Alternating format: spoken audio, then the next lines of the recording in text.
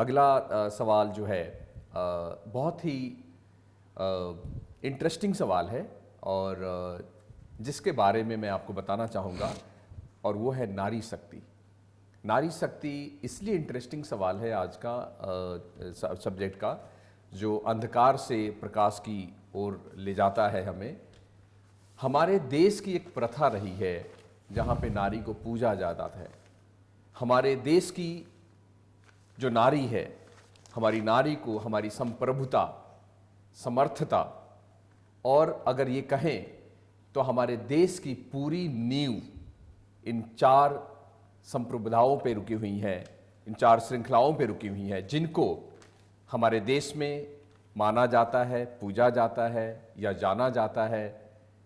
अगर उनमें मैं कहूँ महादुर्गा के नाम में, महालक्ष्मी के नाम में, महासरस्वती के नाम में और महामहेश्वरी के नाम में।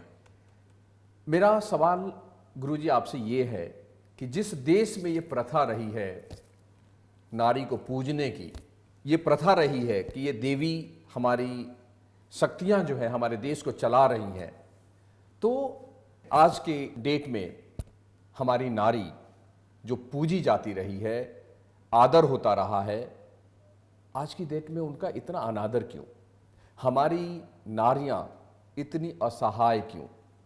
आज हमारी नारियां अपने आप को इतना अबला रूप में क्यों पा रही हैं और इतनी घबराई क्यों है, इतनी चिंतित क्यों है हमारी नारियां और अपने आप में इतना लाचार क्यों महसूस कर रही हैं? आप इस आज की नारी को क्या संदेश देना चाहेंगे या कैसे हमारी नारियों का सशक्तिकरण हो, इसके लिए क्या मार्गदर्शन देना चाहेंगे?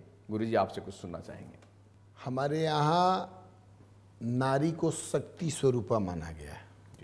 वह शक्ति मातृ रूप में भी है, कन्या रूप में भी है, पत्नी रूप में भी है, विभिन्न प्रकार का रूप उसका बताया। सबका अलग अलग विधा है, अलग अलग स्वरूप है, अलग अलग फल है।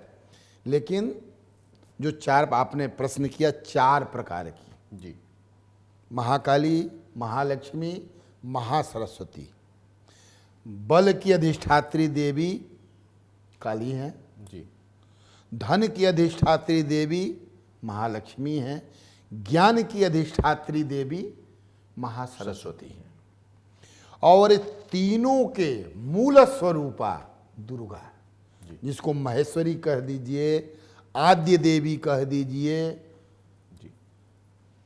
तो उसके लिए एक श्लोक सर्वप्रथम शुरू होता है, वहीं से शुरू करेंगे। या चंडी मधुकैटभ प्रमथनी या माहि सोन्मूलनी या धूम्रेक्षण चंड मुंड मथनी या रक्तबीजासिनी शक्ति शुंभ निशुंभ दैत्य दलनी या सिद्ध लक्ष्मी परा सा देवी नवकोटि मूर्ति सहिता माम पातु विश्वेश्वरी। नारी शक्ति विश्व की ईश्वरी है, शक्ति है, सृष्टि का कारण है। अब आज के वर्तमान समय के बारे में आपने क्वेश्चन दिया, क्यों डरी हुई हैं जी। आज का परिवेश, आज का समय जो चल रहा है, कभी उस समय भी वही स्थिति थी जब भगवती अपने पराशक्ति को लेकर के पर्वत से जब पृथ्वी पर आती हैं, मधुकैटभ कहता है कि मैं तुमसे विवाह करूंगा, नहीं तो युद्ध करो। तो कहती हैं गर्ज गर्ज छड़ मूढ़ मधु यावत पिमाम्य हम। गरज लो, जितना तुमको शोर करना है कर लो, अब तो तुम्हारा इंड समापन होना ही है। तो इसका भाव ये है, नारी भी अपने सतीत्व को, अपने अस्तित्व को, अपने स्वरूप को यदि पहचान ले तो भय मुक्त हो जाएगी। वो संकुचित है आज के समाज को देख करके, लेकिन ऐसा नहीं है। जत्र नार्यस्तु पूज्यन्ते रमन्ते तत्र देवता। जहाँ नारी की पूजा होती है वहाँ देवता का वास होता है। तो ठीक है, अगर राक्षसी प्रवृत्ति का अगर समाज हुआ है तो उस समाज को सबक सिखाने के लिए, उस समाज को सतमार्ग पर लाने के लिए नारी समाज को दुर्गा के रूप में अवतरण होना होगा, लक्ष्मी के रूप में आना होगा, सरस्वती के रूप में आना होगा, काली का रूप धारण करना होगा, लक्ष्मी बाई के रूप में आना होगा, मीरा बाई के रूप में आना होगा, झांसी रानी के रूप में आना होगा। इस तरह के अगर उनके अंदर क्षमता होगी तो नारी का सम्मान मिलेगा। अपने आप को नारी समाज को भी पहचानने की जरूरत है, भयग्रस्त होने की जरूरत नहीं है।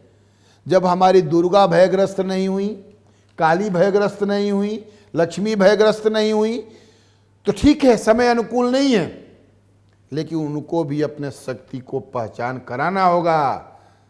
क्योंकि संघे शक्ति कलौ युगे, कलयुग है।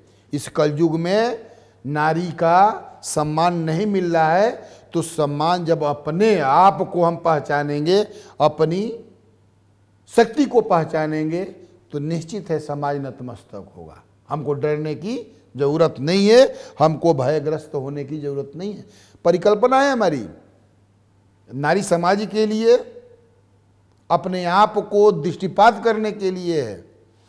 चैलेंज है कि भगवान ब्रह्मा, भगवान विष्णु, भगवान शिव, ये त्रिदेव, अत्रि महाराज की जो पत्नी होती है अनुसुईया, उनकी परीक्षा लेने के लिए जाते हैं लोग, उनके सतीत्व को भंग करने के लिए जाते हैं, और उनके जो शक्ति है उस शक्ति से डर करके, एक ये भी कह सकते हैं, ये लोग उनके सतीत्व को छीन करने के लिए जाते हैं।